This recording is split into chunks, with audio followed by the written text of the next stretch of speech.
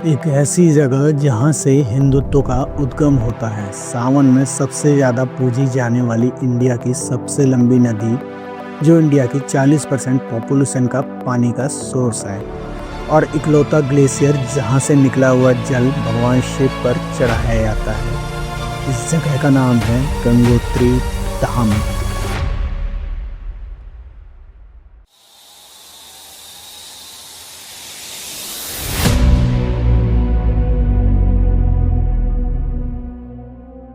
Hello everyone, तो आज है हमारा 4th डे ऑफ चारधाम यात्रा और आज हम जा रहे हैं बड़कोट से सीधा उत्तरकाशी के मनेरी में मेरा आज स्टे है।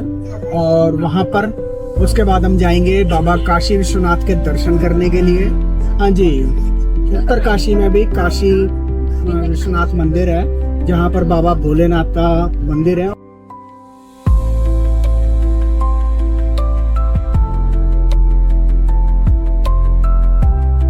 गाइस, अभी हूँ मैं उत्तरकाशी के मनेरी में और यहाँ पर भी हम आ चुके हैं बाबा काशी विश्वनाथ के मंदिर के रास्ते पर। यहाँ हम ऊपर चलेंगे, बाबा काशी विश्वनाथ के दर्शन करने जाएंगे।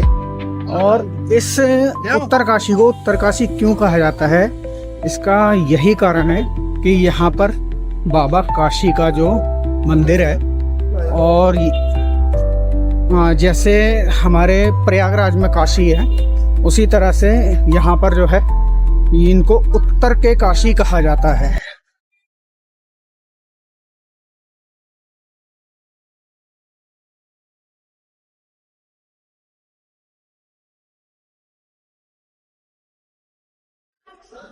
तो दोस्तों, मैं अब आ चुका हूँ श्री काशी विश्वनाथ मंदिर उत्तरकाशी में, और यहाँ पर आप बाबा काशी विश्वनाथ के दर्शन कर सकते हैं। मैं अभी आपको दर्शन कराऊंगा और यहाँ पर पंडित जी से इस मंदिर की सारी जानकारी लेंगे। ये वो मंदिर है जहाँ पर पांडवों ने जाते टाइम स्वर्ग जाते टाइम यहाँ पर पूजा की थी, और बाकी की कहानी क्यों ना हम पंडित जी से ही जाने।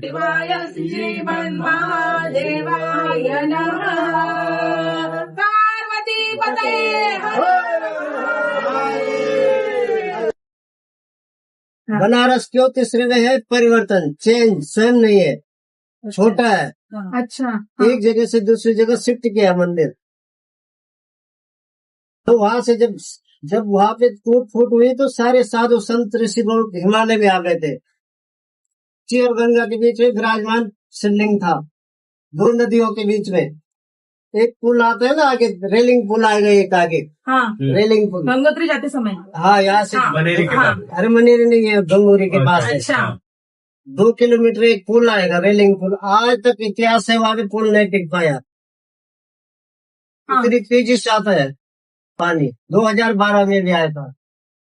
तो 1960 में एक समान हो गई नदियां।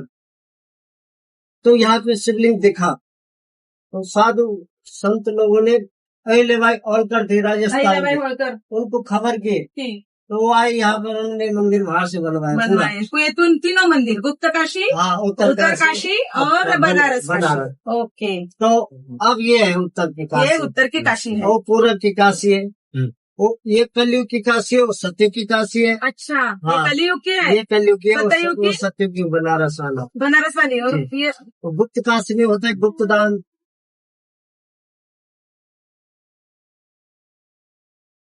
कहा जाता है कि महर्षि मार्कंडेय की 16 वर्ष की उम्र में मृत्यु होने वाली थी, जिसको टालने के लिए उन्होंने भगवान महादेव की तपस्या की और उनसे लंबी आयु का वरदान पा लिया। जब उन्हें यमराज लेने आए तो उन्होंने भगवान महादेव की शिवलिंग को कसकर पकड़ लिया, जिस वजह से जब यमराज ने उन्हें खींचा तो वो उन्हें नहीं ले जा सके। लेकिन इसकी वजह से जो वहाँ शिवलिंग है वो एक तरफ झुक गई, और आज भी अगर हम देखते हैं तो भगवान मार्कंडेय के मंदिर में जो शिवलिंग है वो दक्षिण दिशा की ओर झुकी हुई है। तो गाइज, अभी हम हैं मनेरी में, हमने मनेरी में स्टे किया हुआ है, और फिलहाल अब हम जो है अपने होटल के पीछे एक रिवर व्यू है, उस रिवर व्यू के पास जा रहे हैं और चेक करने वाले हैं कि यहाँ पर भागीरथी नदी किस वेग में और किस तरह से बह रही है, और वहाँ का कुछ ग्लोरियस व्यूज लेते हैं।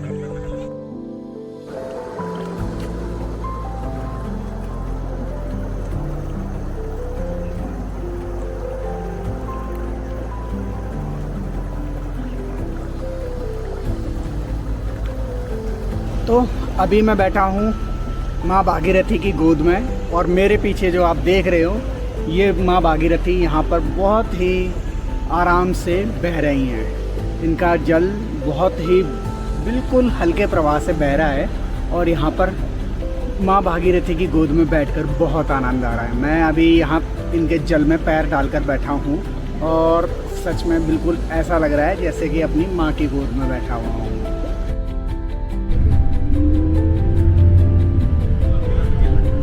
अब हम वापस आ गए अपने होटल में और यहाँ पर हमारा ओवरनाइट का स्टे रहेगा। अगर होटल की बात की जाए तो पहाड़ों में अवेलेबिलिटी के अकॉर्डिंग ये मेरा बेस्ट होटल रहा है। इसके बाद तो फिर वापसी में हमें हरिद्वार में ही ऐसा होटल मिलने वाला था।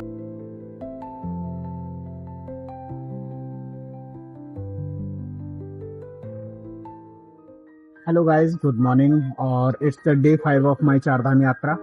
और आज जो है हम 3:30 बजे जग गए थे। आज हमें उत्तरकाशी से गंगोत्री जाना है। It's a very beautiful morning और यहाँ के जो व्यूज है रास्ते में, सीरियसली इनक्रेडिबल व्यूज। तो चलो चलते हैं आगे और आपको आज दर्शन कराने वाले हैं हम माँ गंगा के। तो जय माँ गंगा।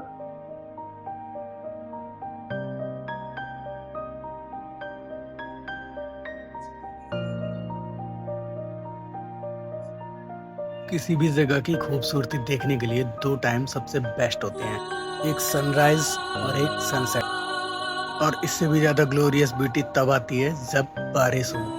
तो इस वक्त मैं सनराइज के टाइम बारिश में घूम रहा था और इस वक्त जो यहाँ की ब्यूटी देखने को मिली है उसकी तो बात ही कुछ और है।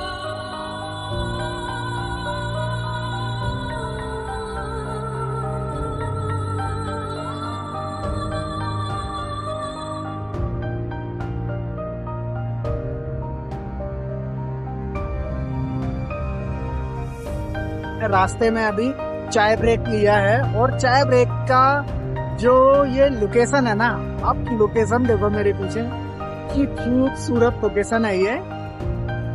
सच में बहुत ही प्यारी लोकेशन है और इसके साथ में ये एक गर्मा गर्म चाय, सच में बहुत ही मजा आ गया।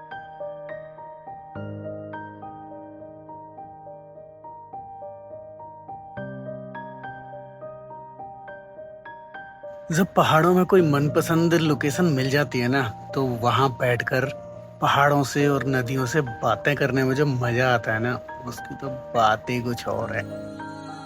यहाँ की नदियां जब शोर मचाती है ना, तो शोर नहीं लगता, वो एक मीठा सा गाना लगता है जो कानों को बहुत ही मीठा लगता है।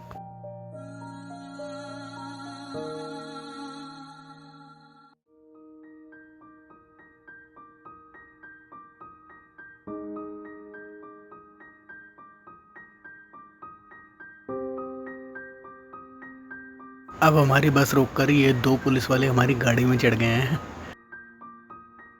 इनको शायद कहीं जाना है आगे, तो इसलिए इन्होंने लिफ्ट लिया हमारी बस में और ये आगे कहीं जाके उतर जाएंगे। गाइस, जैसा कि मैंने बताया था कि गंगोत्री जाते हुए बीच में पड़ेगी हर्षिल वैली और फिलहाल अब हम रुक चुके हैं हर्षिल वैली में। अभी जो यहाँ का व्यू है ना, seriously it's really magnetic view और मुझे समझ नहीं आ रहा कि मतलब कैसे रिएक्ट करूं।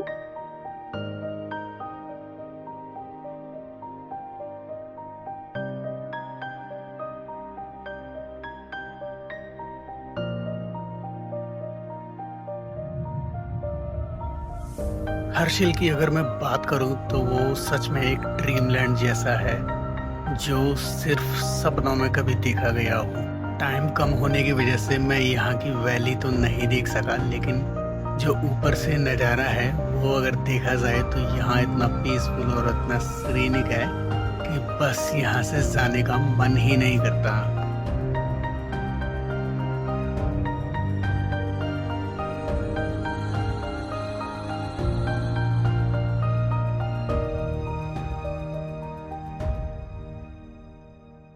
हर्षिल वैली इंडिया और उत्तराखंड के मोस्ट ब्यूटीफुल विलेजेस में से एक कहा जाता है और अगर यहाँ पर देखा जाए तो यहाँ सबसे ज़्यादा पीसफुल और बहुत ही शांत माहौल है। हर्षिल वैली में सबसे ज़्यादा सेब और ड्राई फ्रूट्स की खेती की जाती है जो यहाँ के लोगों का रहने का और जीवन यापन का एक जरिया है।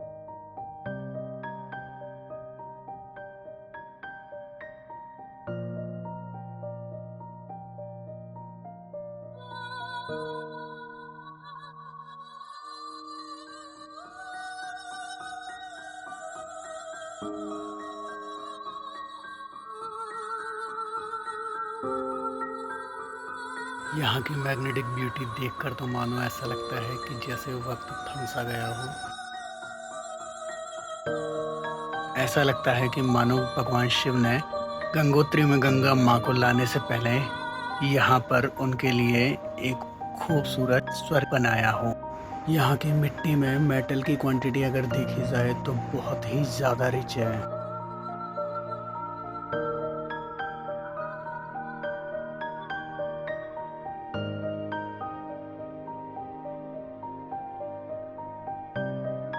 अब कुछ और हर्षिल से आगे खूबसूरत नज़ारों को देखते हुए और यहाँ की ब्यूटी को एक्सपीरियंस करते हुए जब हम आगे बढ़ते हैं तो हम पहुँच जाते हैं भैरव घाटी।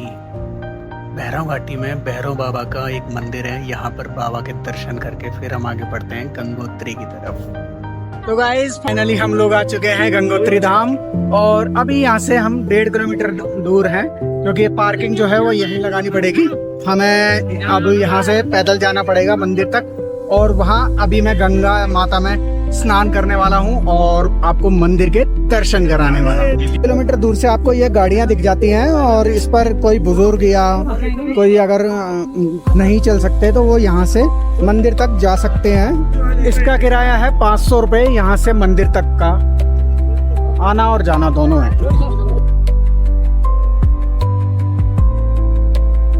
गंगा माता की, गंगोत्री माता की, हर हर हर हर। तो अगर मैं मौसम की बात करूं तो मौसम जो है यहाँ का मतलब कुछ ज़्यादा ठंडा नहीं है। मुझे एक्सपेक्टेशन थी कि यहाँ पर जो मौसम है वो बहुत ज़्यादा अच्छा मिलेगा, बट अब मैं यहाँ आकर देख रहा हूँ ना भाई बहुत ज़्यादा गर्मी है। सीरियसली मैं सोच रहा था कि जैकेट नहीं लाया और फुल स्लीव वगैरह के कपड़े नहीं लाया, बट यहाँ आके मुझे अब लग रहा है कि ठीक है, हाफ स्लीव टी शर्ट ठीक है।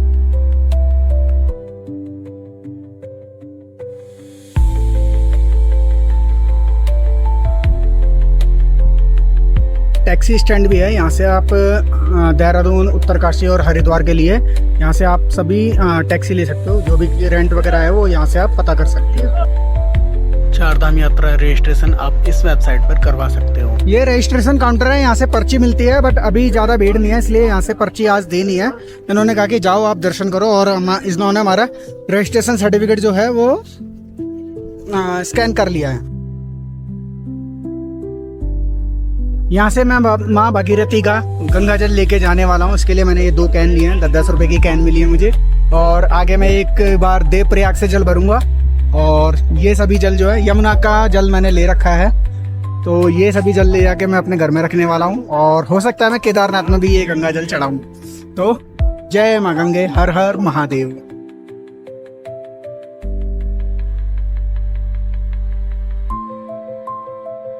ये गंगोत्री के पास का मार्केट है। मार्केट में देखो आप बहुत सारी चीजें आपको मिल जाएंगी, कपड़े हैं और प्रसाद है और जल भरने के लिए आपको कैन वगैरह मिल रही है, ठीक है। और खाने के लिए भी यहाँ पे बहुत चीजें हैं और कॉस्टली नहीं है, इजीली मतलब बहुत कंफर्टेबल प्राइसेस में है।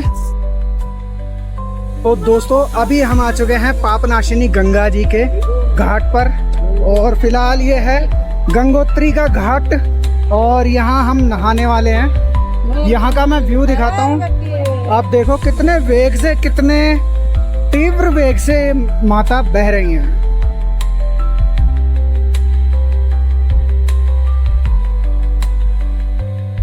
तो गाइज फाइनली मैंने यहाँ पे स्नान कर लिया और ये पानी इतना ठंडा है ना भाई, ये पहली बार जैसे ही मैंने ऊपर डाला ना मेरी तो आत्मा शरीर छोड़ के बाहर निकल गई। मैंने 5-7 बाल्टी पानी डाल के नहाया, अंदर बैठ के नहाने की मेरी हिम्मत नहीं हुई। मैंने तो पापनाशिनी माँ गंगा के दर्शन कर लिए।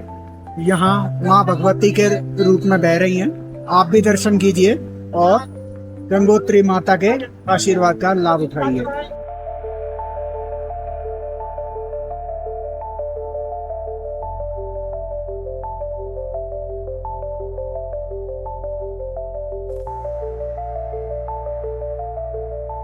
अभी हम गंगोत्री माता के दर्शन की लाइन में लगे हुए हैं और अगर मैं आपको लाइन दिखाऊं तो बहुत लंबी लाइन है। एक बार आगे जाके फिर दोबारा मुड़ेंगे तो फिर जाके हमें मंदिर में अंदर एंट्री मिलेगी। धूप इतनी है, गर्मी भी बहुत है, लेकिन हवा ठंडी है, इसलिए जो है यहाँ पर थोड़ा सा अच्छा भी लग रहा है।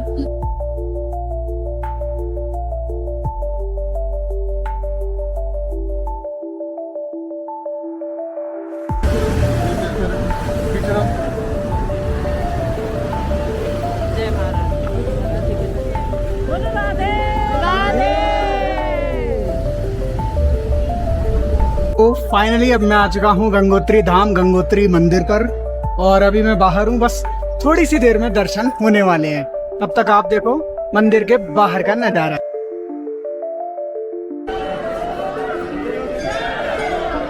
ये गंगोत्री मंदिर है और यहाँ अब हम थोड़ी सी देर में बस दर्शन करने वाले हैं। कैसा खूबसूरत नजारा होगा अंदर का जब मैं माँ के दर्शन करने जाऊंगा।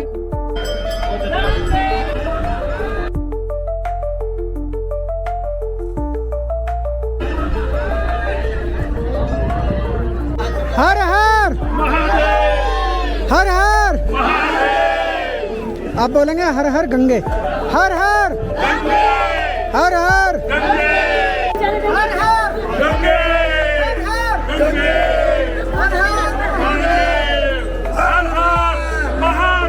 On the day 5 of Char Dham यात्रा आज मैंने अपना दूसरा धाम भी कंप्लीट कर लिया, माँ गंगा का धाम।